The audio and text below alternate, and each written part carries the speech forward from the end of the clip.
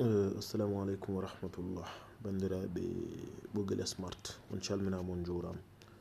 on donama on ñaganama Allah moƴƴere on calmini bandiraɓe fo e kuuɓal en jurima en duwima en ñaguima duwaw alors vidéo togoso tan ko ganduɗa oɗo saaha yimɓe ne kucci hen seeɗa mbaɗnen hen yimɓe vidéo pour beere ma mbaw naftorade alors TikTok pardon sa udditi TikTok a cliquer e profil maɗa pour so jomum dañi 10 000 à partir de 10 000 abonnés par ce que mbiɗa yiya hewɓe ene ɗumnin ɗum kono toujours kadi soɗon jogui compte TikTok kala joguiɗo compte TikTok so woni ko Facebook ma mbaɗirɗa ɗum manam ni créeta ɗum nde créirɗa ɗum Facebook ma so woni ko Instagram créirɗa pour wadde récupérer compte TikTok mo sa waɗi déconnecté ne waɗi compliqué seeɗa so woni ko numéro téléphone créirɗa ne weeɓi so woni ko adresse ma email créirɗa ne weeɓi so woni compte ma Facebook so compte Facebook on udditi ene weeɓi eyyi so woni noon ko Instagram créirɗa ɗum nde créeta nde mbaɗɗa hen synchronisé compte Instagram ene waɗat compliqué seeɗa ɗum waɗi so joomum créé TikTok yo ɗuminin min hoore mi dañi hen ɗeɗo balɗe probléme nde namdimi fonde TikTok par ce que TikTok ala monétisation comme Facebook non comme YouTube ɓe ngala monétisation kam min jogui ko fondoji kadi wona manam wona monétisation YouTube neɗɗo foti andi ko heɓete hen kono fondo TikTok ene waɗi compliqué seeɗa quoi pour qimnade ɗum ene heeɓe wonko heɓete hen kono ne famɗi ha ɓurti kadi ene waɗi compliqué seeɗa alors pour ɓaade oɗo saaha yimɓe ɓuuri huccude koye TikTok son créé compte TikTok soɗon créé compte TikTok son mbaɗi ɗum synchronisé compte mon Facebook yataw jomum compte Facebook o datuji waɗi hen ɗi ko juste manam duuɓi muɗum ɗi e adresse muɗum e korte en yataw ko juste eyyi surtout duuɓi ɗi noon important ko ɓuuri wadde important ko duuɓi ɗi par ce que min dañi oɗo probléme nde créé tum Facebook nde duuɓi mbanmi hen ɗi e duuɓi gonɗi e kayitaji ɗi ne certi alors nde mbanmi synchronisé nde ƴetti compte o udditima mais sa yeehi ha yeehi namdade fondo ko ɗon woni haala ka alors sa namdima fondo ma ƴettu ma namdo par ce que kadi fondo hoto jejjire pour neɗɗo namdo il faut daño 10 000 abonnés il faut daña 10 000 abonnés voilà 10 000 abonnés ko ɗo wonata 10 000 followers nan min mboɗo jogui 10 000 abonnés déjà mais mi namdima baɗi kam rejeté par ce que ko probléme date naissance o wonno finalement mi contacti ɓe mami hollon joni holno neɗɗo haaldirta e TikTok hono kaldira mabɓe par message tan noon wonata ɓe bindanma ko anglais so bindima anglais kadi hono mbaɗirta ɗum traduire mbatta ɗemgal jiɗɗa haalde ngal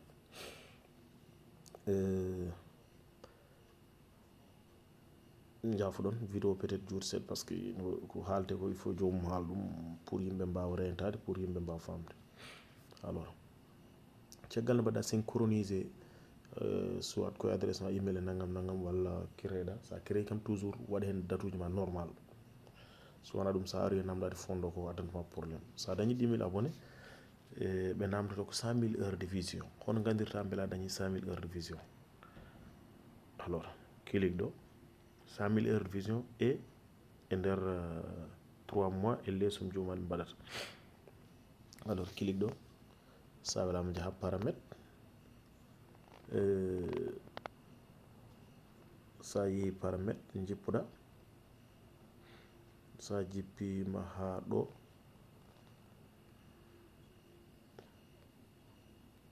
voilà ko ɗon jahata gonɗo wacci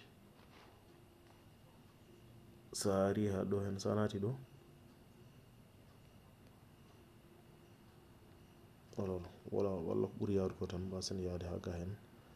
alors wala jippɗo ha ɗo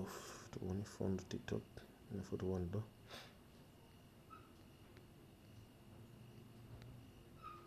Allora duttuɗen voilà sa kiliki ɗo sa yeehi ɗum ɗo oɗo gonɗo premier bindol ngol ɗo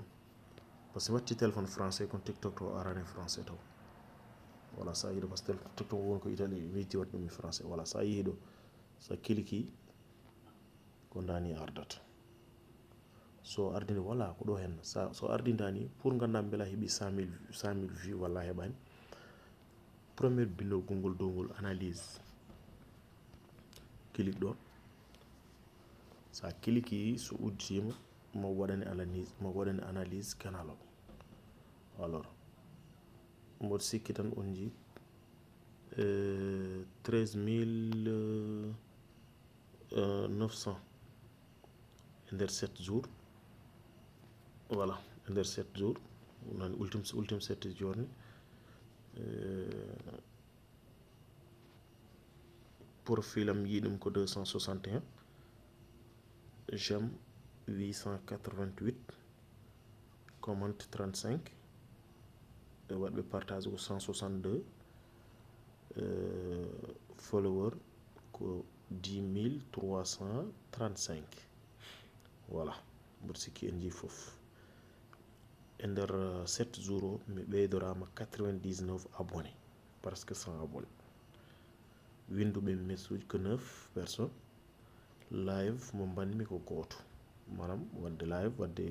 ukkuɓa caméra ma mbaɗa direct alors oɗon gandi mi timminani pour namdade par ce que mi timmini yimɓeɓe mais mi timminani heure ji par ce que 100 000 heure ɓe namdoto joni pour andude ɗum ɗon kadi clique ɗo jaaha ɗo toujours premier bindol ngol mo jiiɗo no windi fondu TikTok fondu créateur ɗo voilà sa kiliki ɗon après ko dani o ardata ma yirlu seeɗa ara so udditima son jii gueɗe ɗeɓe namdotoɗe premiére gueɗal ngal ko il faut daña duuɓi 18 ans deuxième o ko il faut daña 10 000 abonné mi dañi ɗum ɗin o jii nane waɗi verte ɗiɗɗi fof nane waɗi verte ayi troisiéme o wi ko mami daña 10 000 non 100 000 vision e nder 30 jours voilà ñande mi dañi ɗum kono mboɗo jogino probléme 100 000 o jiyani on ɗon wonani verte toujours voilà sinon woni verte joni ɗo mbatta accepte après ɗo hokkatma ko ya continue sa continue on ɗon saaha namdoroma ko carte d'identité mbaɗa hen carte d'identité ma namdoma ya mbaɗa hen date naissance ma toujours noon sa sinno no continue no joni mami hollo noon kono ɗo ko ɗo tan wawi hadde par ce que mi yettaki 100 000 somi yettima 100 000 heure de vision par ce que ɗe balɗe mboɗo yeeɓi TikTok amo seeɗa somi yettima ɗum mami waɗa noon hen vidéo inchallah on calminama on juurama on donama on ñaganama Allah moƴƴere